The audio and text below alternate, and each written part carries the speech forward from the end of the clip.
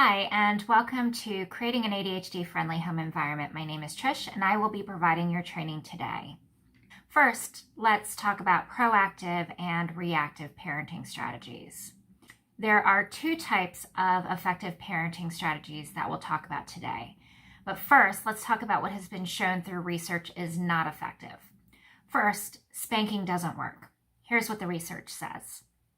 Children who were spanked twice a month or more by age 3 were more aggressive than others by age 5.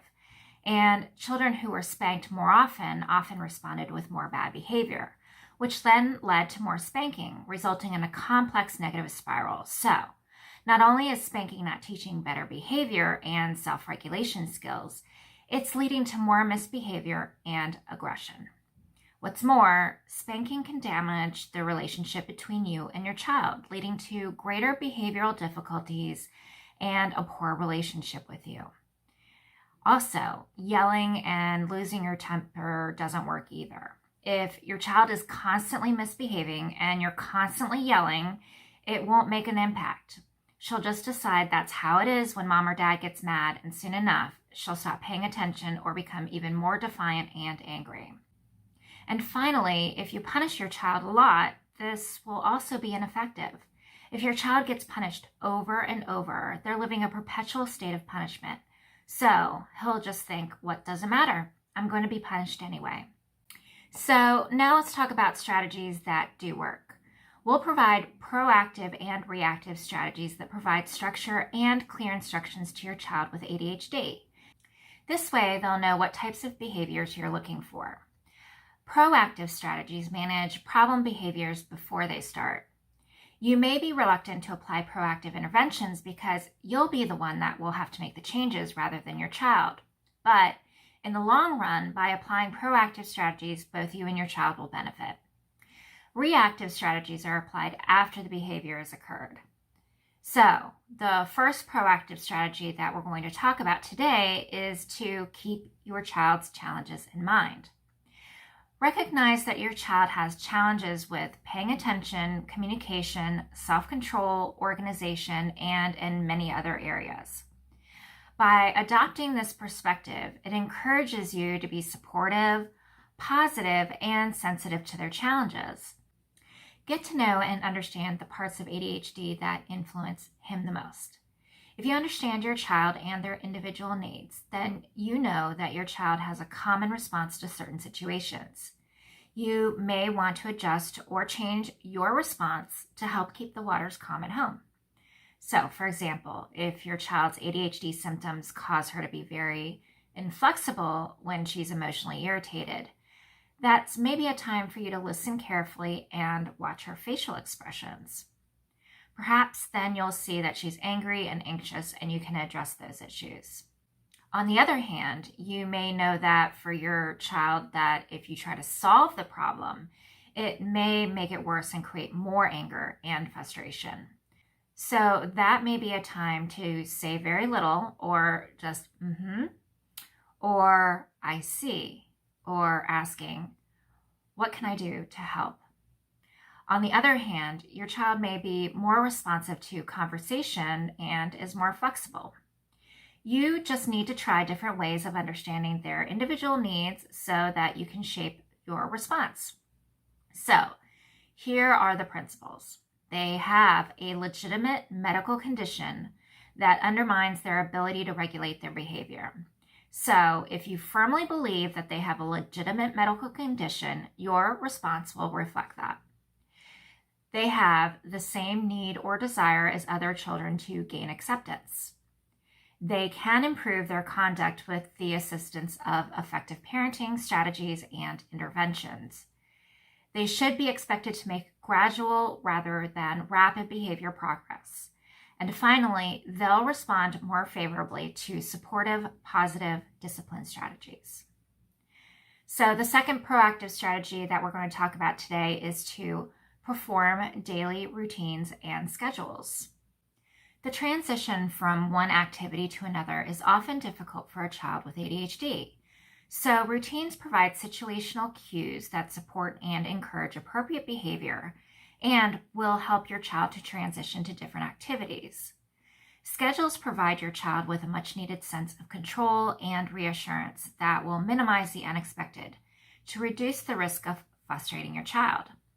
When you provide a predictable environment, your child will not need to rely solely on their judgment, memory, or problem-solving strategies until they're better able to execute those skills on their own.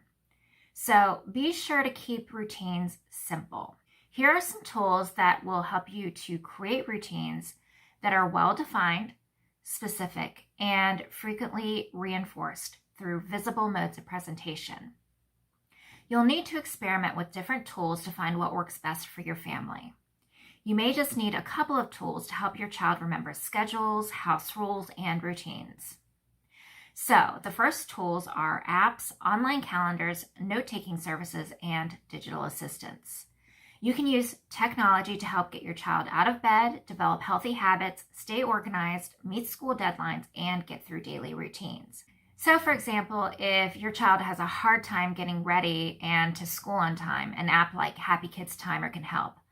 The app will guide your kids through their morning routine by prompting them to wake up, make their beds, or brush their teeth. And there are a number of different apps like this out there. Another tool is digital assistants like Siri, Google Assistant, Google Home, and Amazon Echo.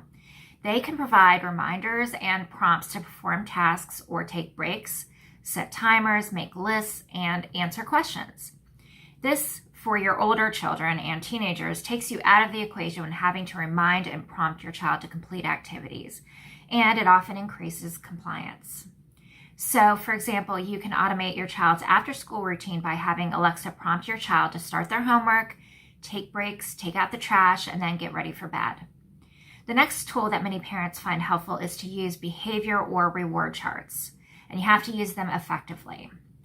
Teachers also use this tool in the classroom, and you can work with your child's teacher to focus on a few specific behaviors that you would like to see your child improve upon. Your child will learn about what behaviors are acceptable and not acceptable based on the consequences of them. So if you want a child to do a behavior more often, a reward will help. For children in elementary through middle school, many, but not all parents have found success using a token economy system. When you use this behavior reward system, you will choose up to 3 behaviors to address at one time. You'll want to pick a behavior that your child is already doing well, one behavior that needs a little improvement, and one challenging behavior. And you'll frame the desired behaviors positively. So, for example, instead of saying, "Don't hit your sister," create a goal like, "Keep your hands to yourself." You will then reward that good behavior with a token. Many parents of children with ADHD find that this system is more successful if you break the day down into smaller chunks of time. This takes a little more time and effort, but if your child waits all day to earn a token, it can seem like too big of a goal, and many children will lose interest. This is why it's important to involve the teachers so that they can help you out with this. Also, be sure to physically hand a token to your child whenever he earns one. This provides immediate reinforcement for good behavior by giving your child a token for meeting his goals. You'll also want to create an appealing reward menu with a variety of items and point values to keep it exciting and have your child help you with coming up with the rewards. A good token economy system should get your child excited and help him to stay motivated to do better. You'll also want to keep in mind that it may take some time to see improvement, and if things aren't working, make some adjustments and try again before abandoning the system altogether. For middle schoolers and teens, behavior contracts work best. A behavior contract can help you and your child work on things like self-control or lying. It can also spell out rewards for meeting a goal and consequences for not meeting it. A good contract includes steps you and your child will take to change behavior.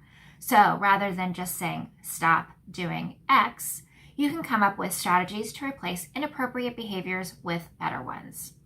For the contract to work, it's key to get your child's input. Helping to shape the contract makes kids more likely to stick with it. Again, start by focusing on 1 or 2 behaviors. Having too many goals at once can be overwhelming. Work with your child to come up with the goals, strategies, rewards, and consequences. And be sure to schedule a time to review it later.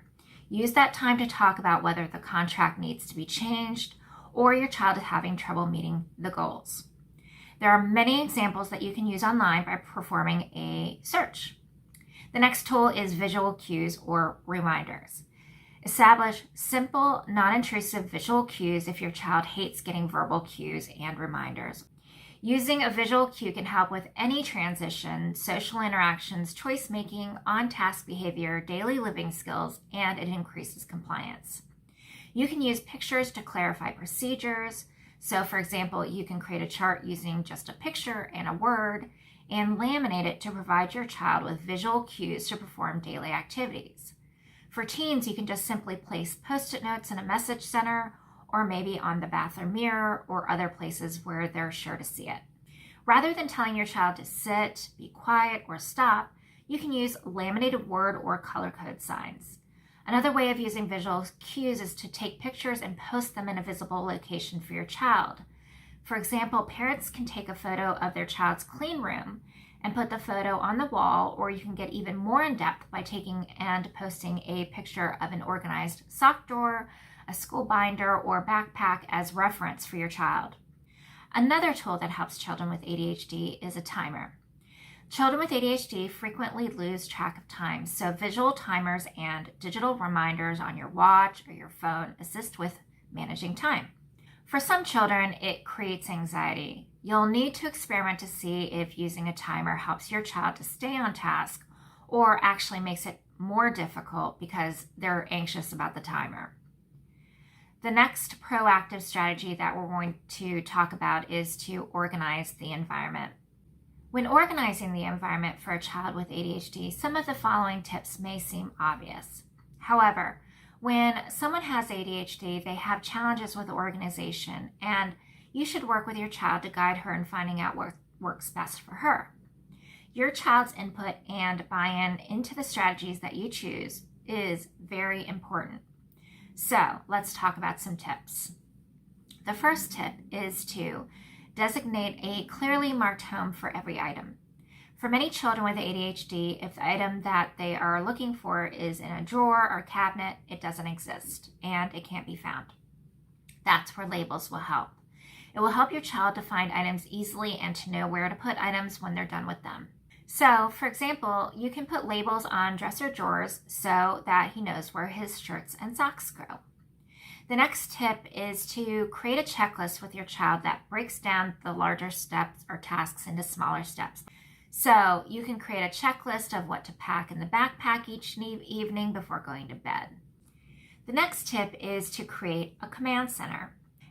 Every family member can have their own assigned color and a launch and landing pad, which is basically a place to put their belongings that they'll need to grab and go in the morning and drop off when they return home. Family members should take some time to clean this area at least once a week because it often ends up being a dumping ground for miscellaneous items that need to be put away. So for inspiration and creative ideas to meet your needs and living space, you can visit Pinterest, do a Google or Bing image search, or search on YouTube for videos. The next tip is that you can create toolboxes to hold similar items and supplies needed to complete a particular task. For example, homework, projects, arts and crafts, or cleaning. Each toolbox should be a mobile container that is clearly labeled. Ideas include baskets, tackle boxes, buckets, clear plastic containers, and carts on wheels. The toolboxes will save time because all of the supplies needed to complete a task will be in one place. You may wish to make a list of the toolboxes that you develop and the items in each one. You can then save your list in your command center or on your computer so you'll easily remember where these items are. The next tip is to use timers while organizing and challenge your children to get the cleaning task completed within a certain time to receive a reward. Again, keep in mind if your child has anxiety issues when it comes to timers, this might not work for you. The next tip is that you may want to use open bins rather than drawers and to provide hooks for easy access and to clean up. As mentioned earlier, if it's in a drawer without a label, Oftentimes in their mind, it's lost and never to be found again. Your child may get frustrated looking for things over and over again, so this helps overcome that frustration. And finally, schedule cleanup as a part of their routine and link room cleanup to rewards and privileges. The next proactive strategy that we're going to talk about is to establish house rules. House rules clarify rules, values, and behavioral expectations for the entire family. As a first step, you and your family need to work together and reach consensus when defining the rules. A set of house rules helps to guide your entire family according to your values and expectations. The rules should reflect what you're trying to teach your child. House rules can also be used to set expectations for behaviors that are non-negotiable. So be sure to keep it simple or you'll not stick to the rules. So here are some suggestions on how to form house rules. First, hold a family meeting to brainstorm a list of potential house rules. Select 3 to 5 of the rules from the list that are non-negotiable. You'll want to state the house rules in a specific and objective language. Next, explain the rules to your child. Don't just post the rules. Include the consequences for breaking the rules on your chart. Encourage appropriate behaviors through praise, and be sure to tell your child exactly what you liked and as soon as you see the behavior. Discourage inappropriate behaviors with a loss of privilege or timeouts immediately after the rule has been broken. You may wish to target a rule each week to focus on until the family is familiar with all of the rules. Now we're going to talk about effective reactive strategies. The first one that we're going to talk about is the loss of privileges. As children age out of timeouts, losing a privilege is an appropriate consequence. That might mean not being allowed to use the family iPad for the rest of the day. The consequences should be logical. So, for example, if your son throws game pieces because he's mad at you, putting the game away for a while makes sense. Telling him no ice cream after dinner is less clear. The next one that we're going to talk about is a timeout. A timeout gives both of you a break. Your child can calm down and you can catch your breath without resorting to spanking. Timeouts are most effective with kids up to late elementary school age. The standard recommendation is a minute for every year of your child's age, but that's not set in stone. If your daughter settles down right away, she may not need the entire 8 minutes. But if she keeps yelling at you from her timeout seat, you might choose to add on a couple of extra minutes. It's also essential to spend some time reflecting on how you'll respond to your child's negative behaviors when they arise, so you're less likely to react strongly in the moment. And finally, we're going to talk about praise or positive reinforcement. For children with ADHD, there is a direct relationship between the motivation to complete an activity with the rewards that they get when they have completed the task. Positive reinforcement is the immediate feedback or praise given to someone so that they'll repeat similar behaviors in the future. So you'll want to keep your child's praise basket full. Positive reinforcement produces the changes in attitudes that will shape a child's behavior over the long term. Practice praising your child for the little things he accomplishes. Children with ADHD get a lot of negative and corrective feedback from their parents, teachers, and peers, which can be discouraging after a while. It's nice to even things out with comments showing you appreciate the efforts he's making. For every time you tell your child to stop doing something, try to look for 3 additional ways you can balance that out with a positive. So, for example, when you notice that your child sits down in his chair when it's time for dinner, say, "Wow, you sat down so quickly. Nice work." You really have your listening ears on. As with all things related to parenting, pick your battles. The humming while your son does his homework might grate on you, but it's a small price if it helps him focus on his math problems. So here are some tips. Define the appropriate behavior while giving praise. Praise should be specific for the positive behavior displayed by your child. The comments should focus on what your child did right and should include exactly what part of the behavior was desirable. Rather than praising your child for not bothering his sister, for example, you should praise him for quietly playing a game with his sister. The next tip is to give praise immediately. The sooner that your approval is given regarding appropriate behavior, the more likely your child will repeat it. The next tip is to vary the statements given as praise. If you keep saying, good job, good job, good job, your child will tune it out and it will lose its value.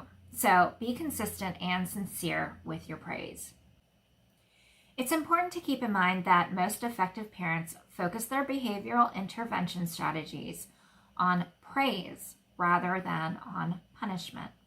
Negative consequences may temporarily change behavior, but they rarely change attitudes and may actually increase the frequency and intensity of inappropriate behavior by you rewarding misbehavior with attention. Moreover, punishment may only teach children what not to do. It doesn't provide children with the skills that they need when they need to do what is expected. So now we're going to talk about some behavior management strategies. A child's behavior usually suffers when he is tired, hungry, or overwhelmed. Have a plan in mind for these times. Help your child get enough sleep, carry healthy snacks, and give your child a safe place to take a break when he's overwhelmed or overstimulated. Self-regulation is the process that your child's brain goes through that gives him the ability to control his behaviors and emotions in response to a particular situation. Just as children physically develop at different rates, they develop self-control at different rates as well. Self-regulation is especially challenging for kids with ADHD because their brain chemistry often leads to poor emotional management and impulse control. They need to practice harder at controlling their feelings, thoughts, and responses, and not allowing their emotions to control their bodies. Helping your child to learn how to manage his behavior and emotions is one of the parents' biggest challenges. So here are some tips and exercises to help improve self-regulation skills over time. Identify the situations that lead to your child's impulsive acting before thinking. One way to do that is to keep a behavior journal at home, and you may ask teachers for input. Teachers often have behavior logs that can be sent home with a child each day. With some prompting, many children can easily identify the circumstances that cause them to get into trouble.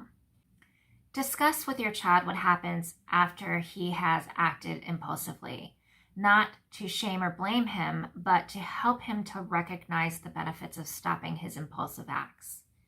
Remind your child that the effects of impulsivity can include hurting someone's feelings, hurting someone physically, destroying someone's property, or hurting themselves.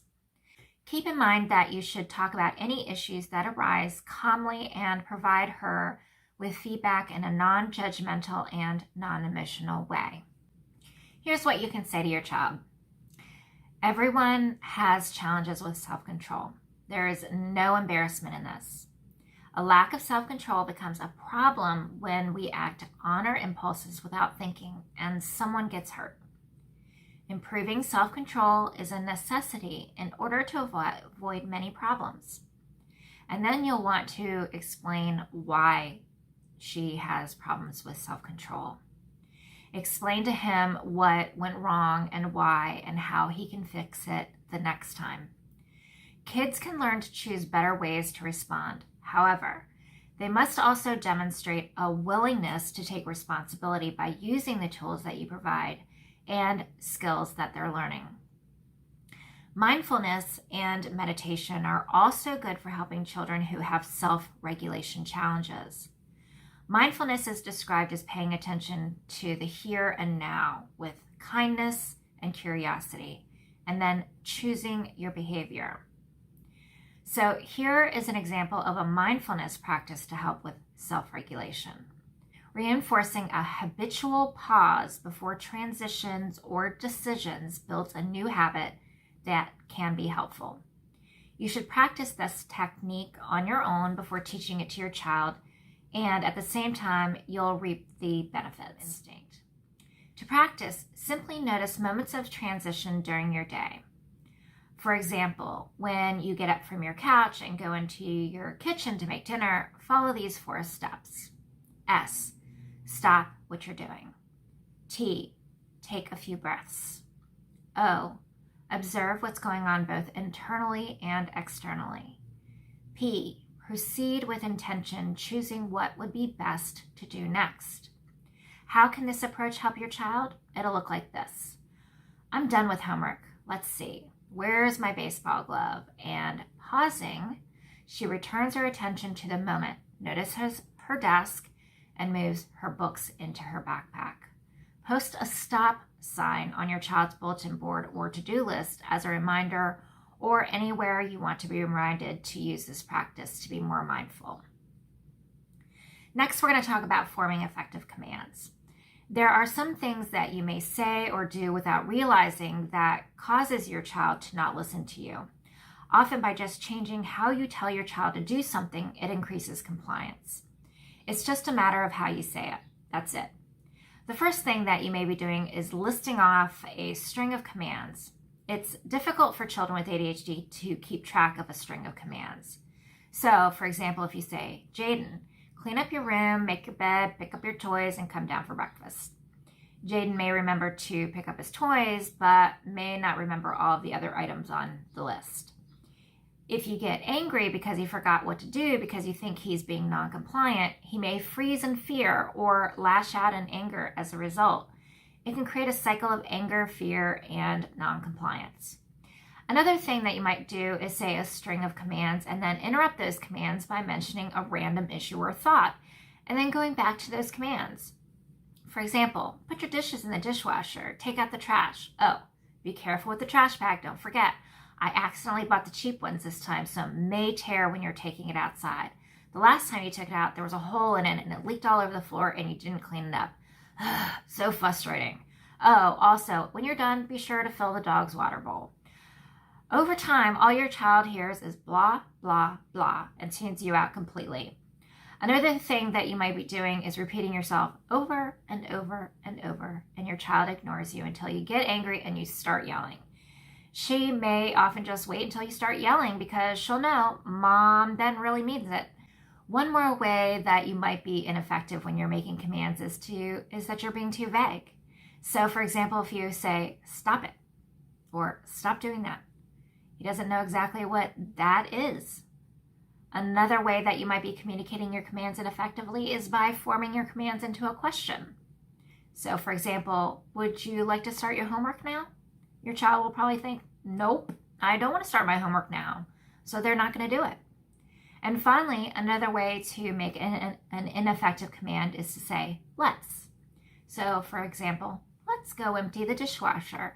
So in your child's mind, what he hears is that you're emptying the dishwasher and he's observing you watch the empty the dishwasher. So those are the things that you might be doing wrong and it's working against you. But once you're able to effectively communicate a command, there will be an increase in compliance. So here are some tips. First, when you're stating commands to your child, keep it clear and simple. Also, keep your tone of voice calm but firm. They do need to know that you say what you mean and mean what you say. This will take practice, and in time, you'll find the most effective way to provide commands to your child. The more specific and short you are, the better. It's acceptable for parents to say, you must, you have to, and you don't need to say please. This alters the commands in many children's mind into a request. So here's an example. Not, Jaden, please clean your bedroom. Instead say, put your dirty clothes in the laundry basket. Next, don't get sidetracked by your child asking for justification when you make the command. Children ask for a justification of the command merely to sidetrack you and delay the compliance. Your child will unlikely accept any justification, and as a result, it puts you on the defensive. Don't become engaged in this tactic. The next tip is that commands are best administered at arm's length. Don't give a command yelling up the stairs at your child. You should say her name, get on her level, or physically touch her on the shoulder to get her attention before making the command.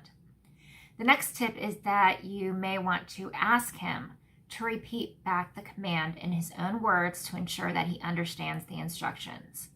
I had to do this with my son a lot. The next tip is that after stating the command, you should mentally count to 10. If your child complies or is in the act of complying before the count of 10, reward your child with praise. So, for example, thank you, Jacob, for putting your shoes in the closet when I asked you to. The final tip is that all of the adults in your child's life, like we talked about earlier, should be following the same approach in order to provide clarity and consistency. So now let's talk about managing noncompliance. First, you'll establish the rules and be sure that your child understands the rules. Your child needs to know what's acceptable and not acceptable.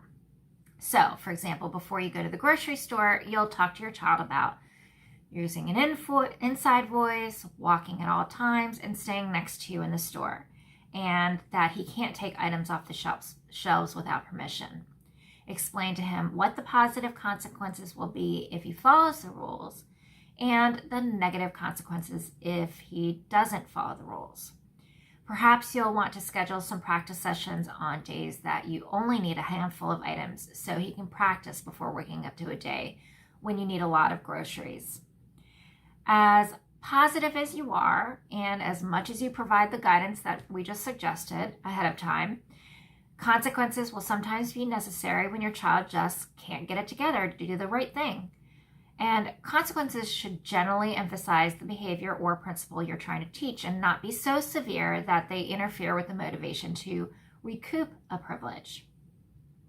Whenever possible, think about the consequence before you're speaking. Be sure to select a consequence that you're able to follow through on. So, for example, you may lose your temper and tell your child if they don't pick up their toys that you're going to take them all and donate them. If you do follow through, it can be pretty devastating for your child and your pocketbook. And your child may lose motivation to work towards any goal. A more reasonable consequence may be that you pick the toys up and put them away for a couple of days. Parents can be kind and firm at the same time. Manage noncompliance by giving your child one warning to alert him that he has crossed the line is now at risk of losing certain privileges or freedoms. This is your if-then statement. It's a simple statement of fact. Don't over-explain. For example, Alex, if you don't put your shoes in the closet before I count to 10, then you'll go to timeout for 10 minutes. Isabella, if you throw the toy again, then I will take it away from you until tomorrow. Anthony, if you continue throwing the sand, then you'll have to get out of the sandbox for 15 minutes. And the next step is to follow through with the consequences. Next, after you have delivered the consequences for misbehavior and in a moment of calm, you should debrief. A short debriefing emphasizes what you want to teach your child. Your child needs to know that all emotions are okay, but what she does in response to her feelings is a choice. Children and teens with ADHD often struggle with this because impulsiveness is a core symptom of the disorder. Be patient, but be clear. For example, you can say, I can see that you were angry at your little brother, but it's not okay to hit him. What else can you do next time when he won't leave you alone? Or, I know you didn't want your little brother to use your new toy. What can you do next time? If your child can't think of a good alternative, offer one or two ways he can handle the situation next time. Then move on. Don't lecture, bite your tongue, and trust that you have done your job as a parent. Next, we're going to talk about communication strategies. Good communication between you and your child is important for developing a positive relationship. Be sure to set aside time each day to talk, or for your children, or for those of you with children who are reluctant to talk, play or read to encourage a conversation. It's sometimes tempting to brush off our children's problems, especially if we've had a bad day or we're really busy, or if our child seems to have the same problems over and over. But our children need to know that we're going to listen to them. Active listening is a good way to improve communication with your child and lets your child know you are interested in what she has to say and you want to hear more. You'll use reflective listening and reflection of emotions to show your child that you're actively listening. When you're actively listening, you give your full attention to your child. You make eye contact, stop other things you're doing, and get down on your child's level or raise them up to your level. When you're actively listening to your young child, a strong relationship develops, and as your child gets older, if you continue to actively listen, your relationship will continue to get stronger and your child will find comfort in confiding in you. So here's an example. Your child's baseball game is at 6:00 p.m. You only have a short time to make dinner, help with homework, and get everyone ready for the game. You have no idea how you're going to get it all done. While the kids play, you quickly start to make dinner. Soon you hear your son crying. He comes and tells you that his brother hit him and called him a bad name. Your children are always arguing. You're tempted to keep making dinner while nodding your head at what your child is saying, but then you decide that you need to show him you're actively listening. You stop what you're doing, turn to him, make eye contact, and summarize what he's told you and how he seems to be feeling. You say, "It sounds like your brother made you feel sad when he hit you and said mean things."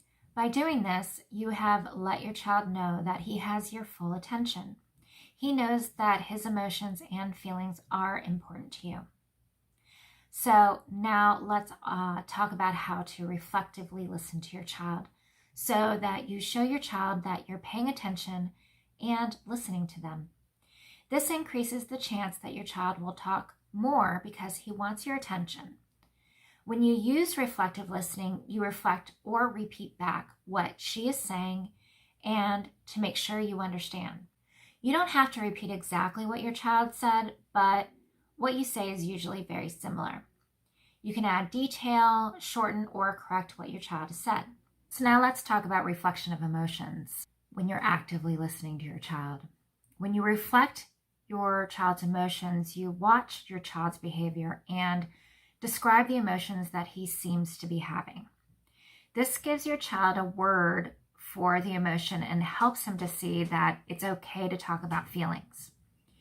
Reflection of emotions is not always easy, so here are some tips to make it easier.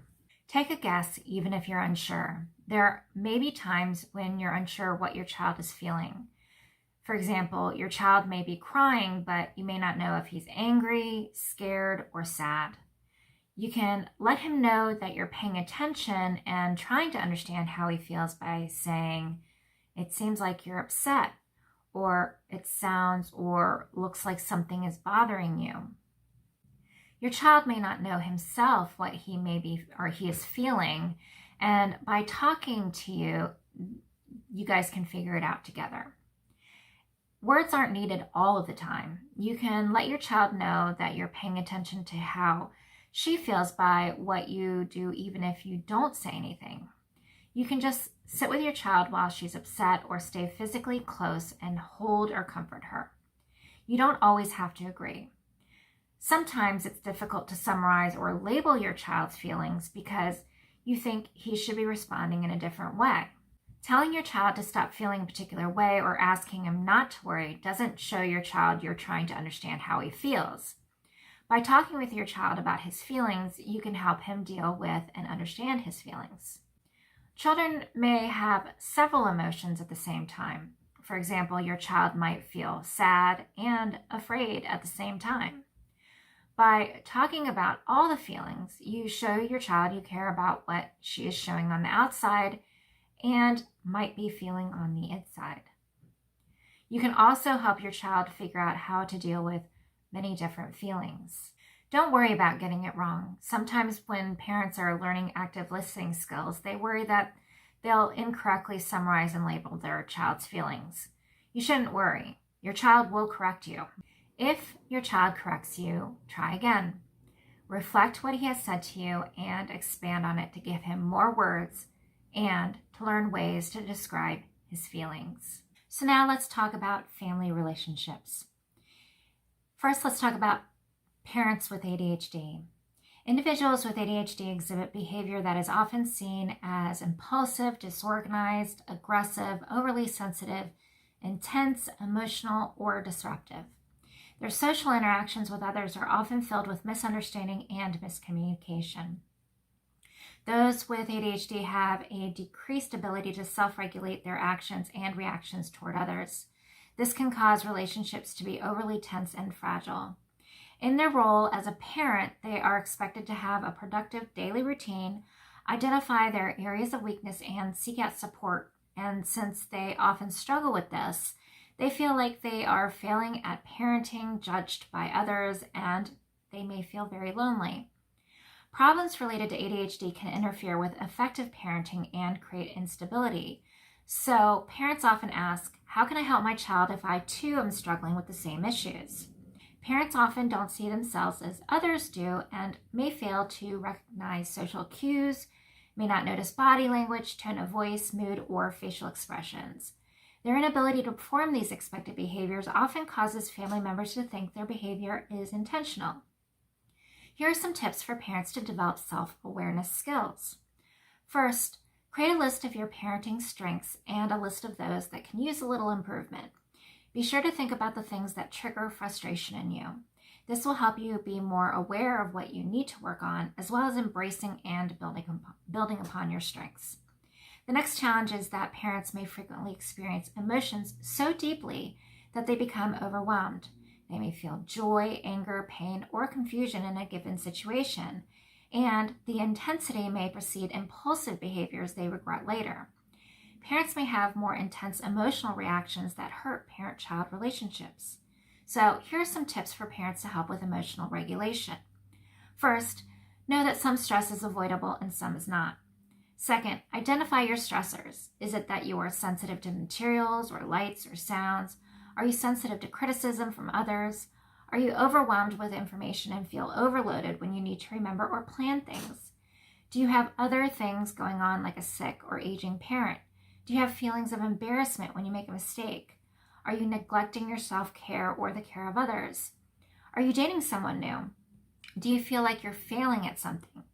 These stressors impact all of our other behavior. Once you identify the stressors, here's what you'll do. Learn to be aware of the intense emotions without judging yourself. Say to yourself, I'm feeling overwhelmed, sensitive, angry, whatever.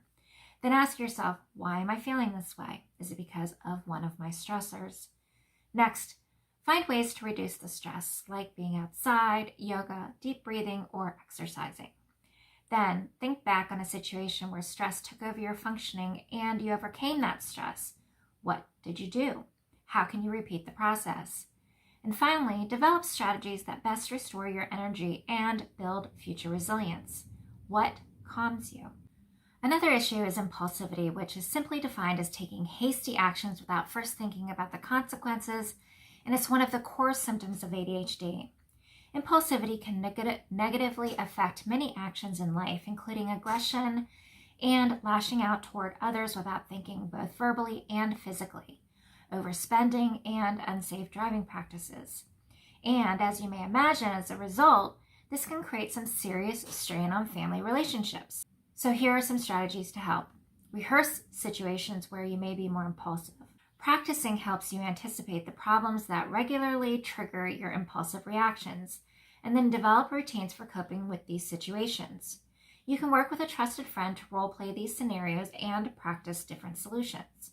You can also take meditation classes or join meditation groups to learn the practice of mindfulness in everyday living. Next, work with a coach or therapist. These professionals can also help you develop coping strategies to curtail your impulsivity. The next challenge that we're going to talk about is disorganization. ADHD symptoms in parents may hinder many aspects of day-to-day functioning. Frequently, parents affected by ADHD find their homes and office spaces disorganized, forget special events, arrive late for appointments, and feel as if their lives are simply chaotic. Make it a mission to find ways to keep yourself organized so that you'll feel less frustrated and frazzled, and stick with it. If it isn't working, try something else until you find something that works for you and your family.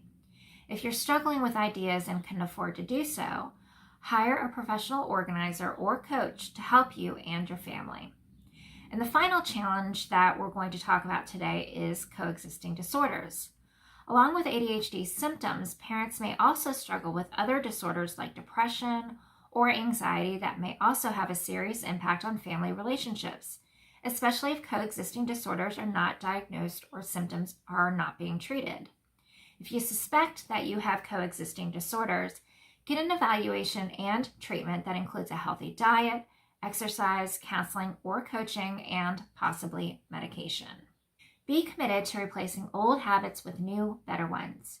If you feel like you're struggling, it's never too late to find ways to be at peace with yourself and with your family. If you need help, seek out support from your family and friends. Knowing that you don't have to face parenting challenges alone can help you cope with stress and emotional issues. So now let's talk about sibling relationships. Let's start with a story that demonstrates some common issues that occur with siblings. This may sound familiar to you. Nathan is a 9-year-old boy whose 10-year-old brother Jackson has ADHD. Nathan is often annoyed with his brother. Jackson needs to be reminded over and over again to do what seems are the most obvious things, like to brush his teeth and to get dressed. The boys go to the same school and they're always late because Jackson can't get it together and make it out of the door on time. Their mom is always helping Jackson with his homework, and Nathan always has to wait for help with his, and he even gets a reward for finishing his homework without arguing. Nathan thinks this isn't fair, that Jackson gets a reward that they are both for something that they're both expected to do every day. Jackson is always yelling and has broken a lot of Nathan's belongings. He also puts their parents in a bad mood, and they never get to do anything fun together as a family. So, does this sound familiar to you? It's unrealistic for any siblings to get along well all the time, especially when there's ADHD in the family.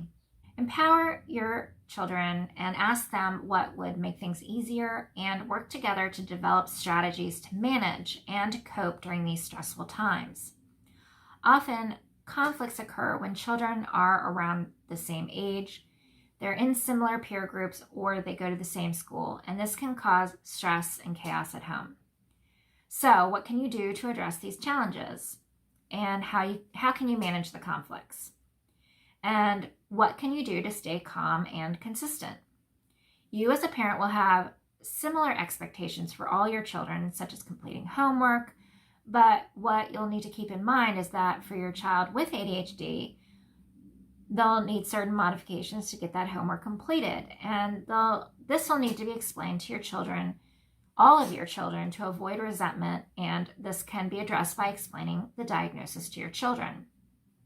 Some parents are reluctant to share the diagnosis with their child or other members of the family, but it's important to be open as much as possible, including siblings. So if sharing the diagnosis would increase understanding and strengthen relationships, it's a good idea to share the diagnosis. If you choose not to share the diagnosis, you can still explain to siblings that everyone has their strengths and weaknesses, and being open about what everyone in the family is working on is helpful. So, for example, if Jackson only has to do even numbers of his math worksheet, but Nathan has to do his entire worksheet, you can explain that modification in a way that benefits Nathan. So, for example, now I'm going to have time to help you because I'm giving Jackson what he needs to succeed.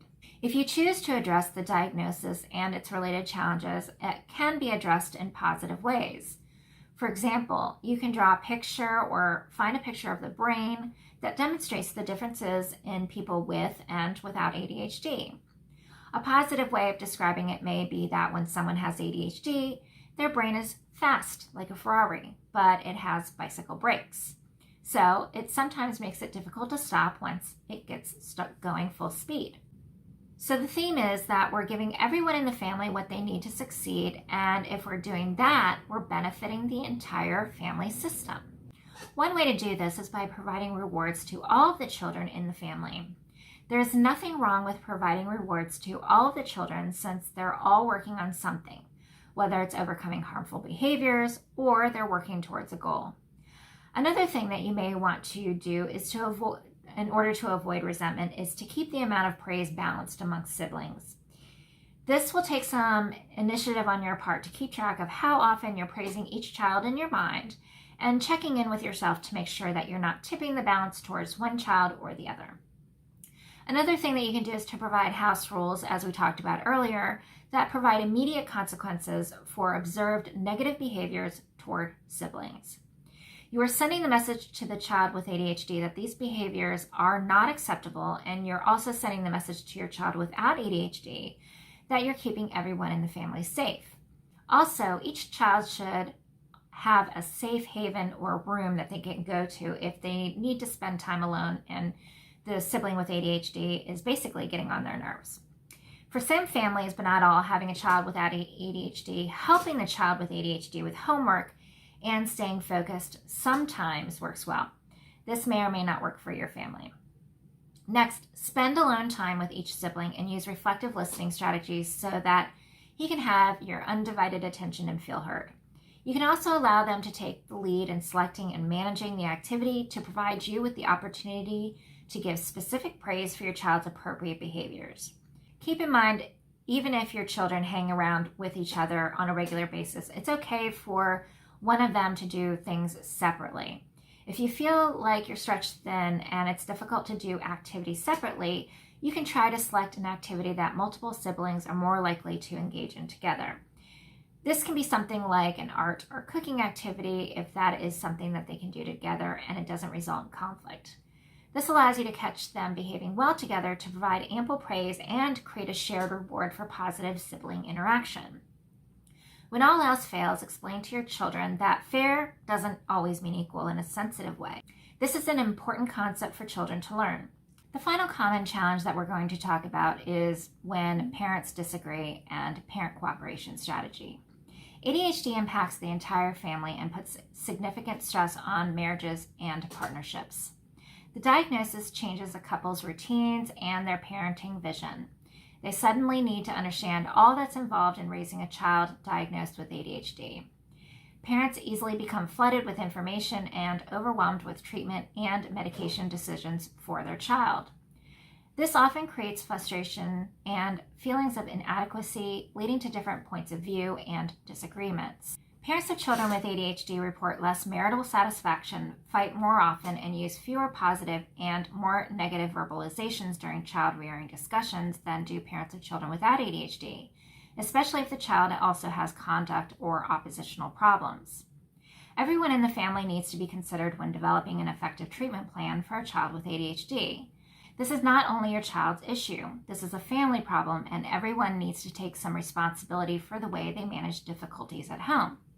Families have a greater satisfaction in family relationships when parents make a concerted effort to change dysfunctional patterns at home, co-parent with their spouses consistently, and begin to support and nurture their marriage. So here are some strategies.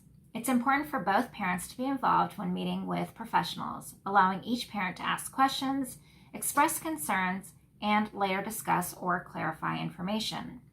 The perspectives of both parents are also helpful for professionals in understanding family dynamics and planning treatment options. Work on house rules, consequences for violation of the rules, and rewards for compliance of the rules together as a family. This starts a process of the parents being a united front, working together, and supporting each other. They are also less likely to implement consequences out of anger or without first consulting the other parent.